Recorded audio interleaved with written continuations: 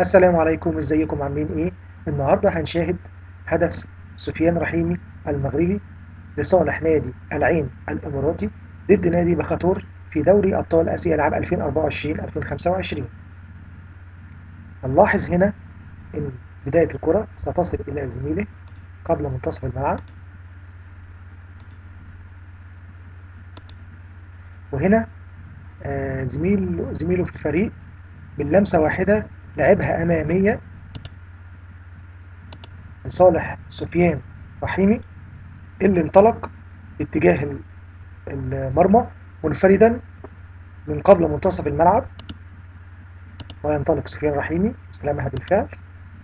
ينطلق سفيان رحيمي بالكرة وينطلق وبيلعبها من خارج منطقة الجزاء، أرضية رائعة على يمين الحارس ليحرز الهدف الأول لنادي العين الإماراتي، وهو هدف التعادل ضد نادي بخاتور في دوري أبطال آسيا العام 2024-2025. وهنا هنشاهد الهدف من زاوية أخرى. هنا لحظة زميله في الفريق لعب الكرة أمامية، وهنا سفيان رحيمي ينطلق لاستلام الكرة. كرة مع سفيان رحيمي ينطلق بها، ما يزال ينطلق بها، وهنا لحظة التسديدة الرائعة على يمين حارس مرمى نادي بخاتور.